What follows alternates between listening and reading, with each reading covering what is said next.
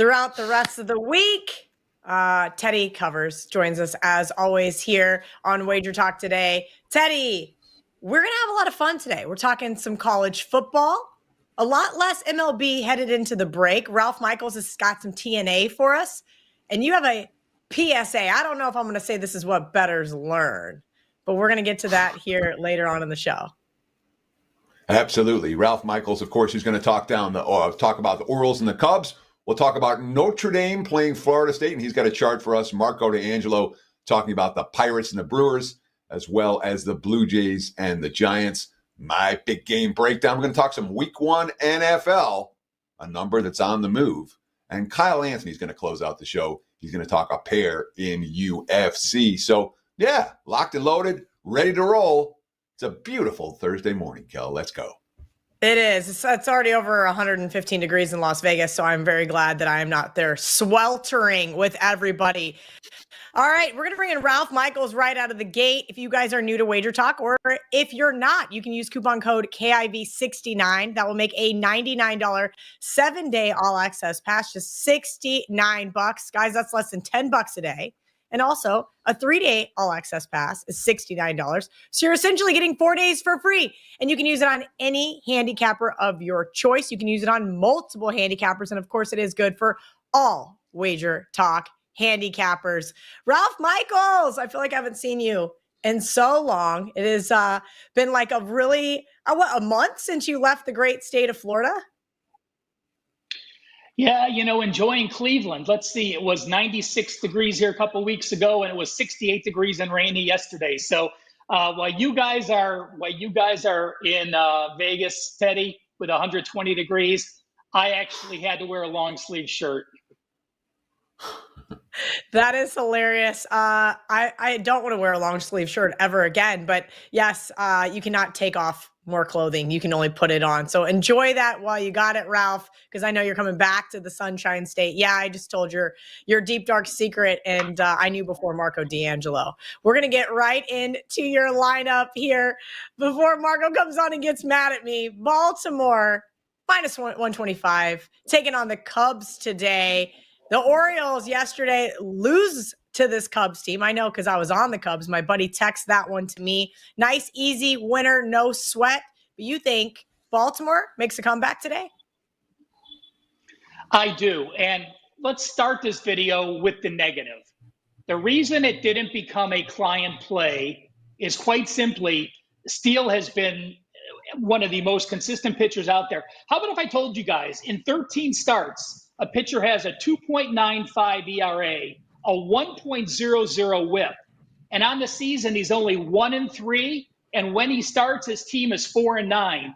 It's amazing the lack of run support the Cubs have given Steele. He, of course, is off a 5-1 win. He had a 2-hit, 9-inning shutout. And 7 of his last 8 starts have been 2 runs or less. Now, we know if you're going to lay this price, you're playing a good pitcher. We know Steele's a good pitcher. But Baltimore has done well against lefties. They're averaging 4.6 runs per game. When you look at the Orioles off a home loss, they're 13-5. And when they're a favorite off a home loss, they're 13-4. They're 9-2 off a shutout loss the last 2 years. And when I went league-wide, guys, listen to this number since 2011.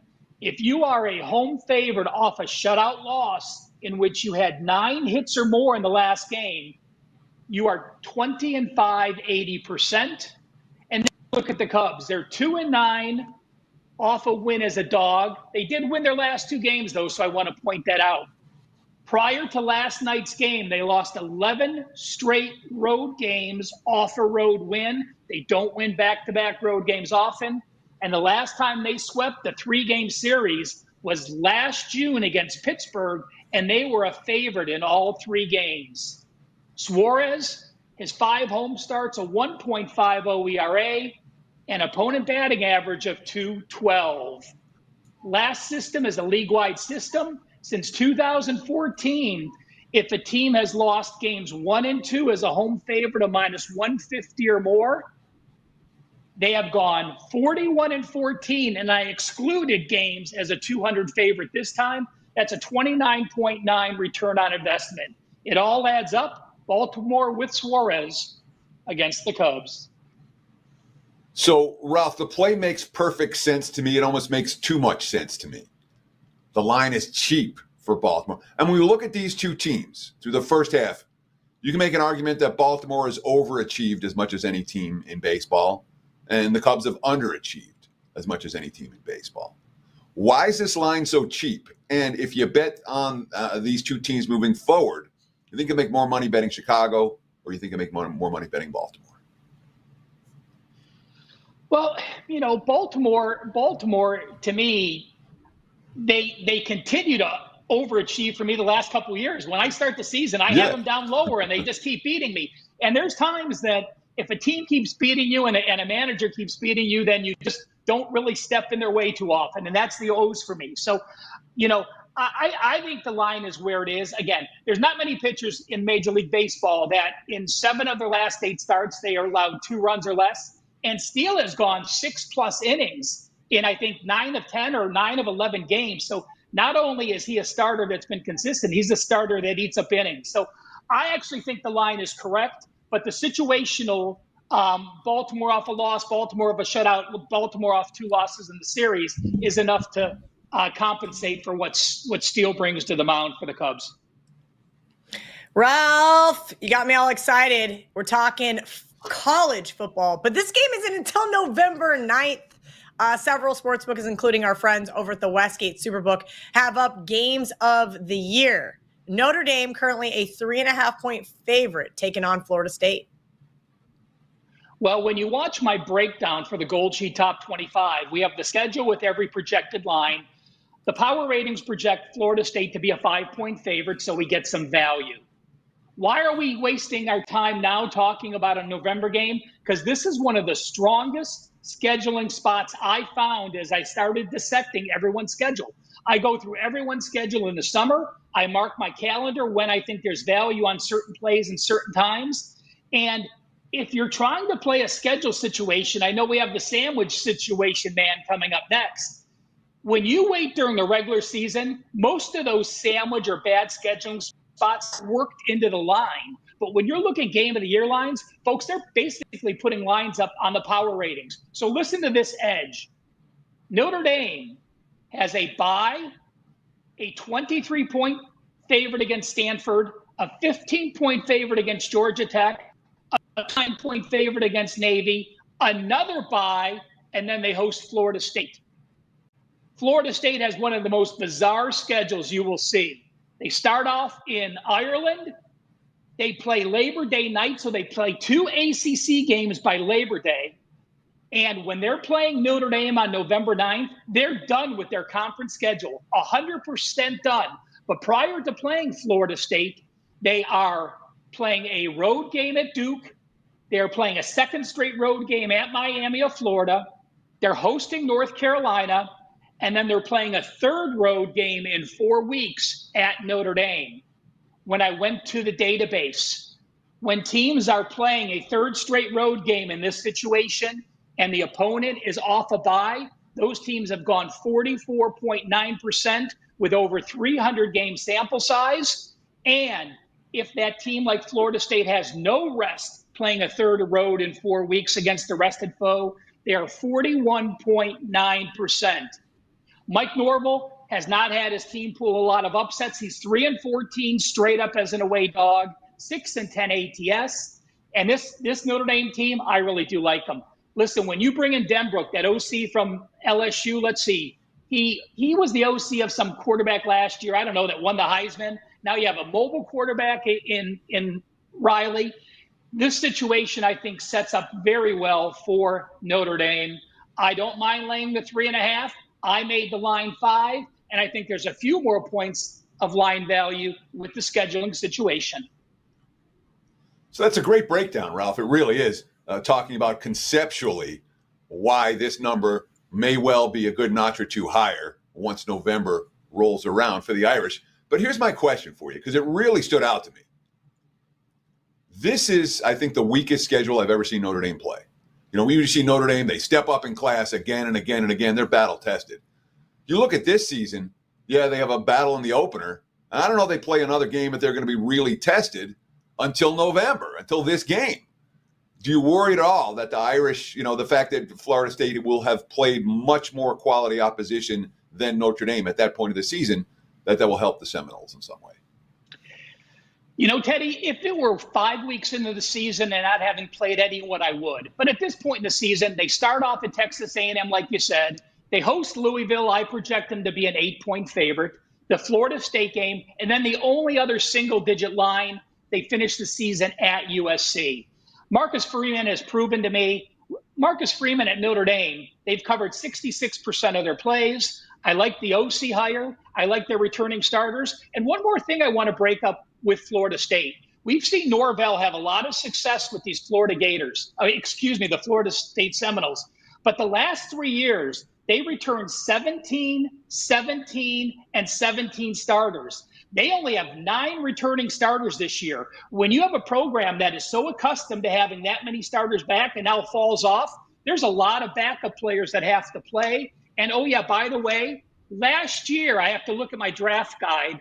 Last year, they lost 10 players to the NFL draft, which is 36 points on my lost draft guide situation. The previous 4 years, they lost 6 players. They're not accustomed to having that big drop-off with all these NFL-caliber players leaving. I think this is a step back for them. And again, a lot can happen during a season, but you're finding those certain situations where you think there is value if you feel both teams are going to play the season out, as I do, respectively. Ralph, I know we're running out of time here and you still have a chart, but I want to piggyback off this because I think here at WagerTalk, what I like to do is say that we also make people better bettors. One of the things that absolutely terrifies me on July 11th, 2024 is to make a wager on a college football game that is 4 months away. Any advice for people looking to bet some of these advantageous lines, possibly, depending on injuries, etc., in the middle of summer? And where you kind of draw the line, maybe from a bankroll perspective?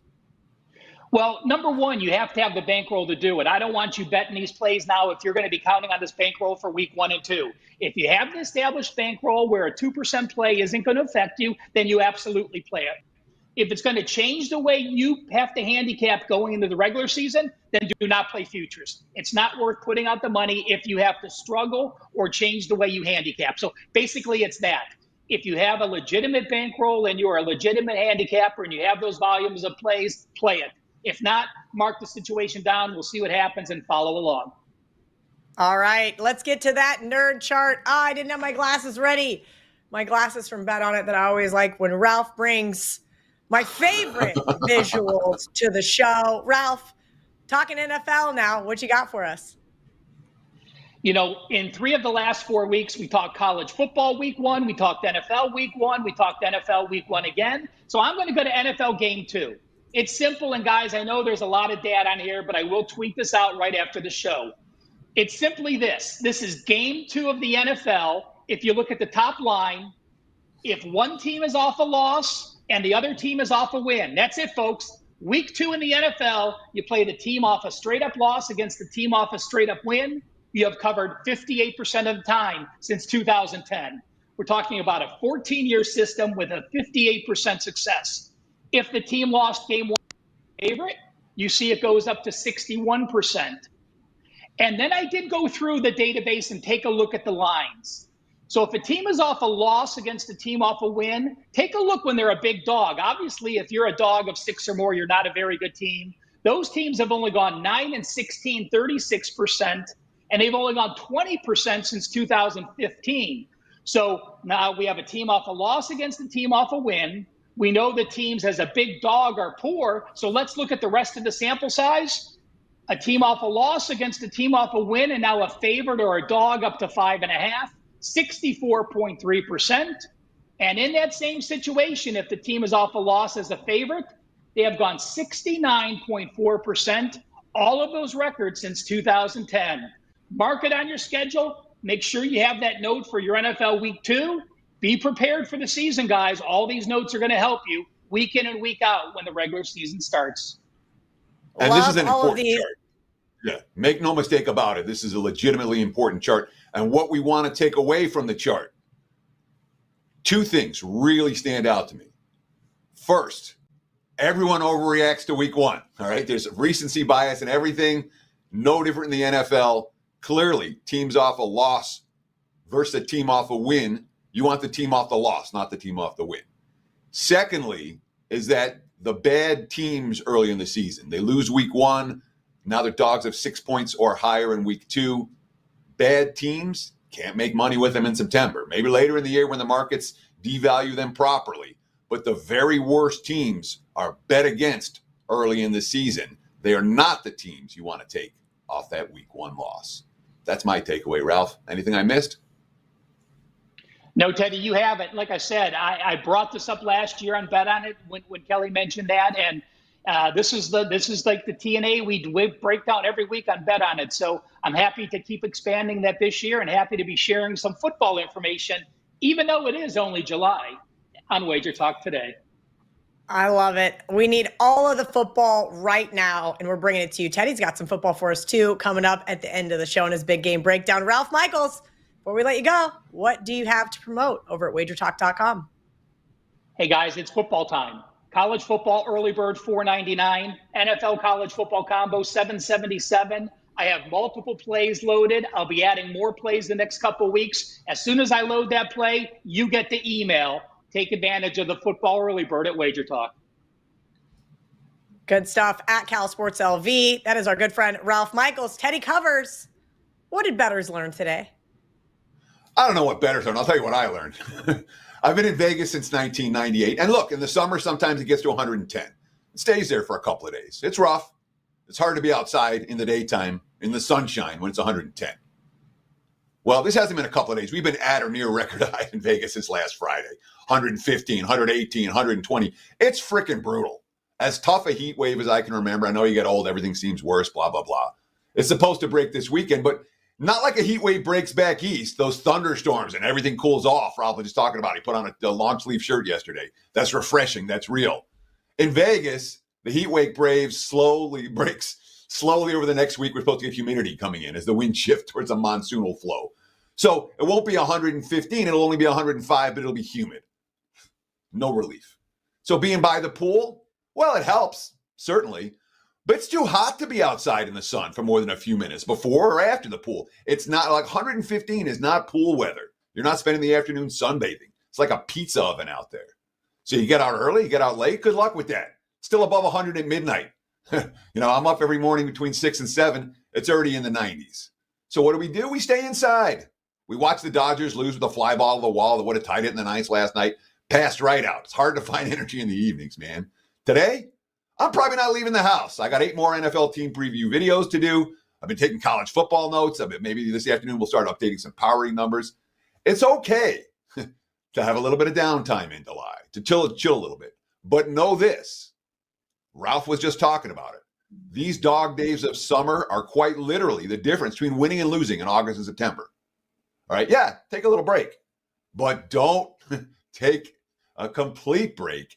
Now's the time to take advantage of this time and get your work done that will make you money next month and the month after. I like to take advantage of this time personally, and I'd recommend others do the same. So what's it like in Florida right now, Kel? Can you get outside? Oh, yeah, it's beautiful. The difference between no humidity and a breeze off the ocean is like 20 plus degrees difference. I mean, look at me. I'm glowing, Teddy. I might be a little sunburnt, but you cannot, you got to take a shower sometimes after you already took a shower. That's probably my only complaint. And I never have good hair whenever I go outside. But I do not miss the 120 degrees. I actually worked EDC one year. My first time meeting Derek Stevens, the owner of Circa, I was his waitress, and it was after the sun went down, 112 on that deck out there. Boy, oh boy. But we drank some champagne, and we felt really good about it afterwards. Let's bring in Marco D'Angelo. We're going to get into some more baseball here before the All-Star break. Marco, I'm sorry I had to throw some shade at you to start the show. You know I adore you. Did you ever tweet out which jersey number you were in that middle school basketball photo? Oh, yeah, I did. And, you and Johnny were totally off base, which that was the second most popular guess was you and Johnny's guess. But a lot of guys hit it right out of the gate. It was number 15 was my number. And Teddy even texted me last night. He got to him. He wanted Well, to you know didn't the answer. Yeah, Well, I was dying to know if you were the guy in the middle with the freaky hair. I mean, there was only two choices. The first time I went through that picture, Marco, I'm like, none of these guys are Marco. There was no obvious answer, So then I'm like, I got to look at this for a minute, and I went through, I'm like, that's done. And I'm like, there's only two possibilities here. And I got, one of the two. The other guy was the guy in the middle with the hair. I'm like, that'd be insane if that was you. But it wasn't. Check out Marco's Twitter. Maybe he was like Nikola Jokic, kind of the beefcake. He has glasses now. Maybe he already had glasses then. I was thinking like maybe he was like the bully out there. I don't know. And then you had the coach, who is Bruce Jenner's doppelganger. I mean, was that before Bruce Jenner was a triathlete? Yeah, it was. And that guy that you're talking about, funny story with him, he was totally nuts. He ended up actually working for my dad at the meatpacking plant. Yeah, it was, I could tell you stories about him, not on the air. not safe for live on WagerTalk TV. That's fair enough. Marco, we've got a pair of baseball games we're going to go through with you. And I don't really have much of a promo other than you've been really crushing. Just absolutely. Since 2024 started, if you've been tailing Marco, you're up over 10 grand. He has a 4% MLB best bet today, but you've got a pair of games that didn't make your client card, or did they? One of them is going to make the client card, and it's going to be the first one here. And Kelly, from all the years doing Bet on it with me, I'm not a homer. I go against my hometown team as much as I go with them. But today I am on the hometown team, the Pittsburgh Pirates. And if you haven't seen Paul Skeen's pitch yet, you have to do it. This guy is legit. He is probably the best pitcher I've seen come into Major League Baseball since Steven Strasburg came with the fanfare that he did. This guy throws 100 miles an hour on a regular basis. In 10 starts, he's yet to give up more than 3 runs in any start. 6 of those starts, he's given up 0 or 1 run. The guy's just been phenomenal. His strikeout to walk ratio is an insane 78 to 12 through 10 games. We're going to ride him here, and he's going to be facing Milwaukee's Aaron Savelli, who was a trade they got last week from Tampa. Not a great season with Tampa. Got an ERA of over 5 in 17 starts there. So what I'm doing, this is just simple baseball. I'm looking at 2 starting pitchers where one is completely dominant and the other one is not. Let's take the bullpens out of the equation. I'm going to go ahead and take Pittsburgh. First 5 innings. You can do this for the show. I went ahead and said, go ahead and take Pittsburgh. Straight money line. If you want to reduce the price, you're getting them at -140. If you go straight money line, first 5, if you want to lay a half a run, you'll get it down to 115. You can go that route as well. I like the Pirates' first 5. There's just nothing that makes me want to take Milwaukee in this one with this pitching matchup. Well, let me ask you about Savelli. Obviously, a guy who was fairly good in Tampa for years and then got roughed up his first start with the Brewers. He was facing the Dodgers. Here he's facing a Pirates team that got shut out last night. Pittsburgh offensively, do we worry about last night's shutout carrying over into this game? And certainly when you talk about a pitcher who's making his home debut for a new team, isn't that a bet on spot, not a bet against? Well, he's definitely going to be focused for this start and be pumped up, but it's not like he's a rookie making his first, home start where, you're definitely pumped up. It's a guy, it's a journeyman. He's been around for a while, Teddy. And the Pirates, they got shut out last night, and I enjoyed it. It was one of my plays last night. I was on the Brewers. This is a spot where the night before they pounded Milwaukee. So, last night was a 1-game sample size. We go back 2 games, and the Pirates, destroyed them with the hitting. This is just pitcher versus pitcher. I see Skeens giving up 0 or 1 run tonight against Milwaukee, and I just don't see Savelli shutting out the Pirates for 5 innings. That's where I'm at in this one, and that's the way I'm going to play it. And if you're worried about the Pirates, okay, go ahead and take it money line. Don't lay the half a run. We could have a 0-0 if Savelli pitches, his what off tonight, which I don't see happening. All right, we got a baseball total on the West Coast. The Blue Jays taking on the Giants. And Marco's going against the market on the WagerTalk odds screen, minus 120 if you want to bet the over. No, I'm taking the under in this one, Kelly. And this is one of those spots where you look at last night's game and everybody's going to say, oh, why? There's 16 runs scored last night. And we're looking at a total of 7.5. Well, there's only one way for me to go. They're going to run and take the over. It's that kind of betting and short-sightedness that'll put you in the poorhouse. I love to look at the after a high-scoring or a very low-scoring game and try to find a reason to do the complete opposite, because I know people react to what they just saw. And we'll start with last night was a night game. This is a day game this afternoon. That's a whole different. You see the ball differently. Then I look at the two pitchers that we've got going in this particular ball game. Toronto is sending out Kevin Gausman to the mound. Now, here's a guy that can be really, really good, or he can go out there and get lit up. But I'm looking at his last start. He's coming off a game where he had 10 strikeouts, very high strikeout rate, which tells me he's going to come back. He had all of his pitches in that one. Pitchers, I say it all the time, they're like racehorses. They come in and out of form. So I expect him to have another good start. And why not? His last 15 starts, 11 of the 15 have been 3 runs or less. San Francisco is going to counter with Jordan Hicks. He's allowed 3 runs or less in 16 of his 18 starts this year. He has only faced Toronto one time in his career. That was 2 years ago, 2022. I always say, the pitchers have the advantage first time over the hitters. Well, if you've only faced them once and it was 2 years ago, I'm going to treat that as like a first time. So I expect him to have a good outing. And then when you've got a game, Kelly, where you had 16 runs the night before and the odds makers hang up a 7.5 out there, okay, a low number for baseball. Yeah, granted, it's an interleague game, so, it's not an American League game, but you still situation. It's just too easy to grab the total. That's not the way I'm going to go. And this thing hasn't moved. You've seen a little bit of movement on the juice, but it didn't get itself to 8. We see games go from 7.5 to 8 all the time. This one's hanging there, just making you play a little extra juice.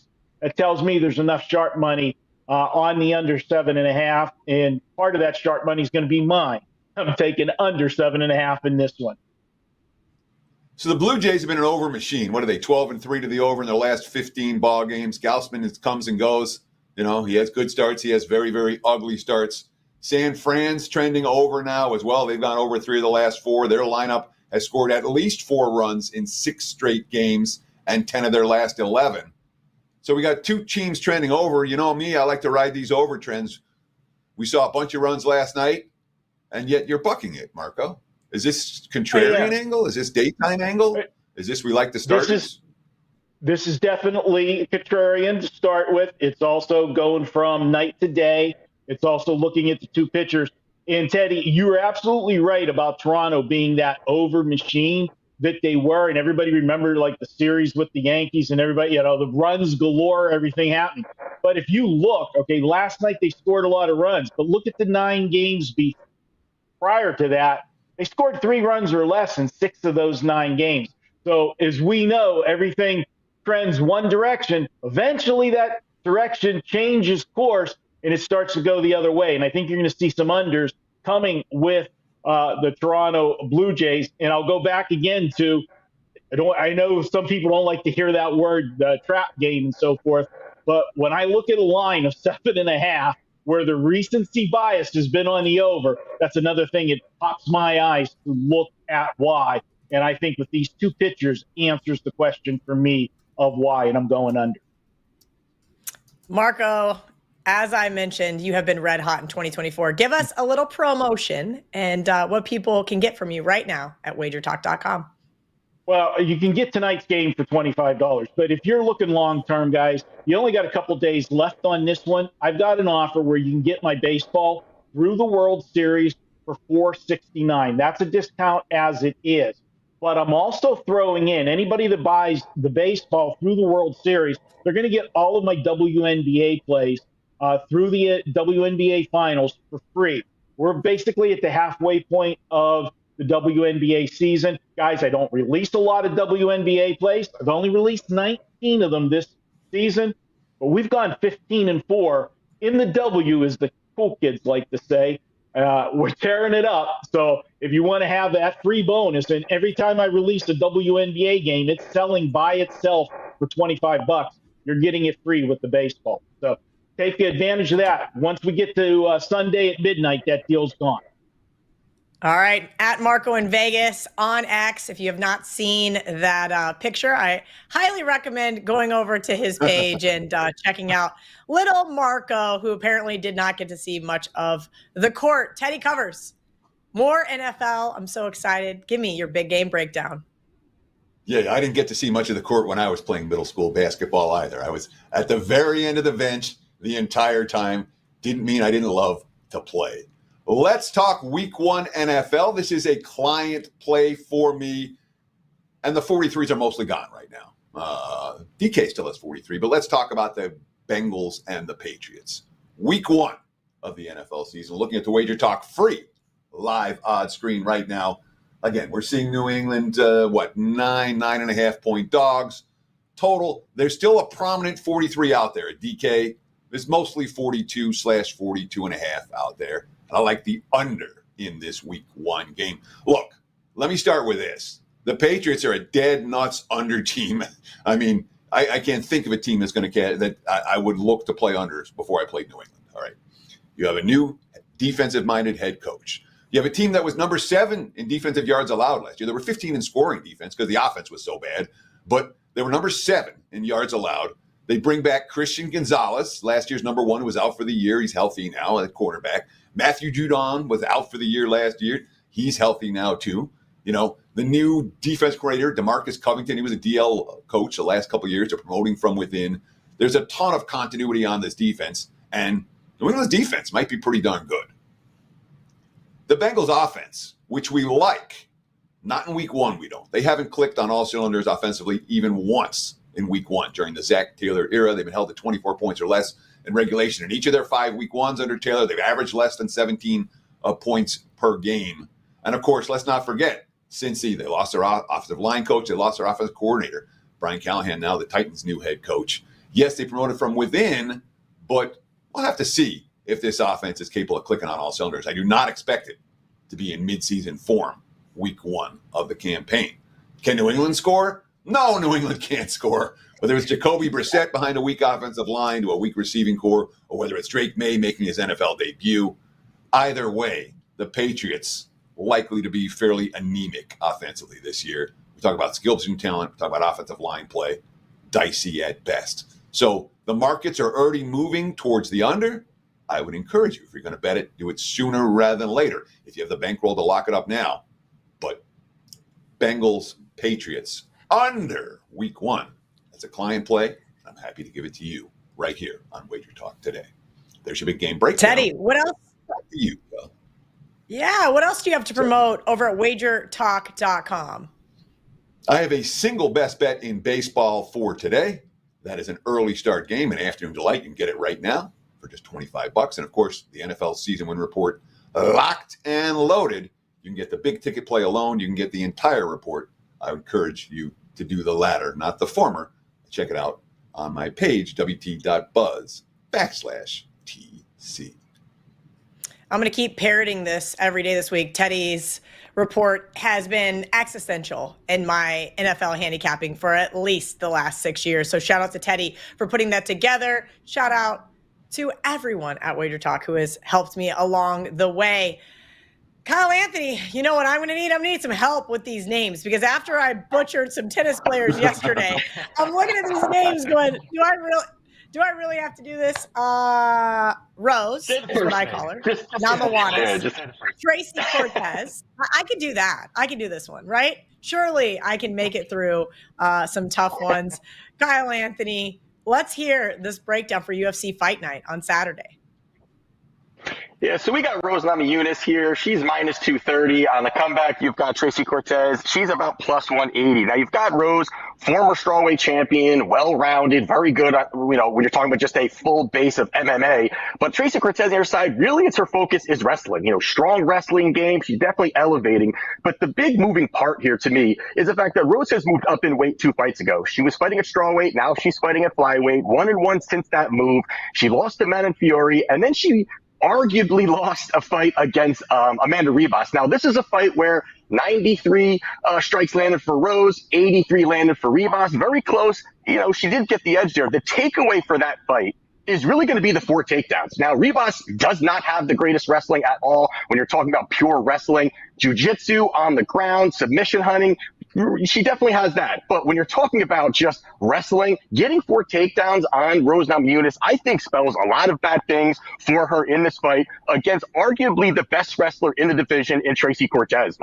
She has really shown that she really can go out there, quick first step, look for those level changes, get those takedowns, and really has been very good at doing that. And I think also the part that really kind of sticks out the most to me is that Rose really is a natural strawweight, and now she's at flyweight, and I don't think that she really has the physicality and the strength that you're going to get from Tracy Cortez. Tracy is very strong in the clinch. She's good with the takedowns. She'll sell out for the takedowns here. I think that that's the way that she's going to be going here. Now, if this stays on the feet, I get it. Rose has some good boxing, good footwork. But again, this is going to be a spot where you've seen Cortez get better and better every single fight. And I think mixing in these takedowns is going to keep Rose out of rhythm here. When you're talking about a line of over 2-1 favorite here, I think that this line should be closer. I get it, short notice, that kind of stuff for Tracy. But you also got to look at Tracy was scheduled to fight next week. Was in camp. So it's not that she wasn't prepared. She definitely is prepared for this fight here. So I do like Tracy here. She's 5-0 in the UFC, has looked good, while Rose has been a little suspect here, squeaking out some victory. So at this plus money number, I really think it's an automatic bet here at plus 180. So the total in this fight, 4.5 rounds, juice to the over, minus 260, minus 280. It sure looks like the betting markets thinks this one comes down to a decision, comes down to the cards. If you wanted to bet Cortez, is she live for a knockout or a submission here, or is this going to be a decision only? Yeah, I mean, the one thing about this fight is that, both of them are, I don't think, finishers when you're looking at it. This is going to be 5 rounds. And I just think that if you're looking at how this plays out, Rose could definitely be, she had a fight against Carla Esparza not long ago where she didn't do anything. I mean, she stood at range, didn't really do much. And I think that could play into this and really give this fight legs, kind of get it into the 4th, into the 5th round. And again, if Cortez does win, it could be positional. It could be she gets the takedown. She, sits on top position, works from there. Rose kind of scrambling to get back up. And I think that's how this could go. So if I had to pick, I definitely am not playing the total here. I would lean towards the over here. All right, another fight and another really tough name that I'm going to butcher. Josh Fremd versus Andre Petroski. And you like who in this one, Mr. Anthony? All right, so here we've got Josh Fremd versus Andre Petroski. It's even money right now, and the interesting part about this is that this line opened up Petroski around minus 150, and money has consistently come in on Fremd, and I get it. I get kind of why, but when you're looking at it, I think it's really a recency bias from the market of the last 2 fights from Petroski, where Petroski was 5-0 in the UFC, looked good. He was really, UFC was starting to hype him. Then he fights Michel Pereira, and Pereira is an absolute monster. This guy's really hitting his stride, 8-fight winning streak, destroying people. And then the one that I think really sticks out the most, that why people are really against Petroski here, is this fight against Jacob Malkoun, where he went to shoot a takedown, as in Petroski went to shoot a takedown, basically smashed his head against the hip bone of Malkoun, knocked himself out. Not the greatest look when you're looking at it. And I think that kind of has pushed this market to kind of say, does this guy have a durability issues? Does this guy have some kind of concern when you're looking at that? And I don't really think so, because you're looking at Fremd. I mean, I think this guy is average everywhere. I don't think he's very good. He's very basic when you're looking at it. The only thing I think he's got is some grappling. But the really big advantage here for Petroski is going to be the takedowns. And we've seen that Fremd is susceptible to being taken down. Guys that look for the level changes have been successful. I mean, if you go back, Fluffy Hernandez, who, is a monster. This guy is a cardio machine, but he got 8 takedowns. You've got Trayshawn Gore, who I don't rate very high at all, got 3 takedowns. And even Jamie Pickett, who I think is absolutely atrocious, did lose in that fight, but even in the loss, that he still got 2 takedowns. So I think that this is a spot where Petroski, he's going to have that physicality advantage. He's going to have that strength advantage. And this is a fight where he does not want to stand. Petroski does not have the best striking when you're looking at it. But I think he can get the takedowns. Fremd has a 31% takedown defense rate. I think that's going to be absolutely tested early in this fight. And if he gets him down, I think Petroski has the chance to get a submission or even get the control time. So I do like Petroski here. I don't agree with the market move here. So you may actually see this turn and flip to some plus money here. But at this price right here, I like Petroski to get the job done. And Kelly, if you can pronounce Savransky, you can pronounce my name, you can pronounce Petroski. That's an easy one.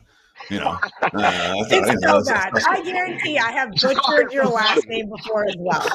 I need boring names like Kelly Stewart and Kyle Anthony. That's how I make sure that I do not butcher. Don't forget, there's a reason why I haven't gotten married, Teddy, and it's because of how hard it is to pronounce my boyfriend's last name. Yeah, so and there's a reason that my career never took off when I was calling myself Ted Savransky. Teddy covers, rolls off the tongue a bit easier. Although, let me ask you though, Kyle, about this fight real quick before we let you go, and we'll give you a chance to hype in just a minute. But this one, there's a split line. I'm seeing 1.5 juice to the over and 2.5 juice to the under. Is this a scenario in which certainly the markets do not expect this to go the distance? Is this a scenario where to maximize your ROI, maybe you take Petroski to win this one by a knockout or a submission? I mean, it's possible. I am more on the side that if Petroski does get some of these takedowns, he may be able to ride it out. He may be able to kind of get that control time. And Fremd on the other side, I mean, Petroski is a guy that, could he have that durability issue? But the fact that, Fremd is not a guy that even knocks people out. I mean, he has no knockouts in the UFC. His last knockout was back in 2021 outside of the UFC in LFA. So I think this is a spot where it could have some legs here. It could go a little bit further. I just think that there's too much volatility here because absolutely Petroski could throw the big shot. He throws big overhands, could land something damaging, and then go, a club and sub and look for the finish. And then the other side here, he could kind of ride out some rounds. So I would kind of stay away from this on this one here. I think you're getting a generous line on Petroski here at a pick 'em price. Love it. Love it. Love it. Big underdog and a pick 'em for Kyle Anthony today. Number 1 in combat sports in 2024. He's up 61 units. 16 of the last 20 UFC events have been profitable for our guy over at WagerTalk.com. Kyle, what do you have up for this current fight card, UFC Fight Night? Yeah, so I have a 4% best bet play up right now. Out of my 4% plays this year, 13-4. So we're really finding the good spots on those 4% plays. Have 3 plays up right now. 2 of them are at plus money right now. So really love these spots. And again, I'm always looking for value, looking for really those spots where we're going to be grabbing that plus money. And I say this a lot on a lot of the shows. I know the big events, these pay-per-view events are the sexy ones to bet, but there's been 6 pay-per-views this year, and we've profited 16 events this year. So again, it's nice to have those notable names, but it's also nice to build on that bankroll. So we're going to keep it going this weekend. Awesome. Good luck this weekend. WT.buzz/KA if you want to get Kyle's 4% play for UFC Fight Night. Teddy covers. We're right on the button here to end the show. Do you have anything you would like to leave our audience with? Absolutely. Thanks for watching. Enjoy the games and best of luck with all your bets tonight. Kelly and I will do it again tomorrow. Same time, same channel. 9 a.m. here on the left coast, noon for you back east. Between now and then, kick some ass, win some money. We'll see you tomorrow. Love it. Love it. Extended vacation, but he will be back on Tuesday for all of you guys that were wanting to know.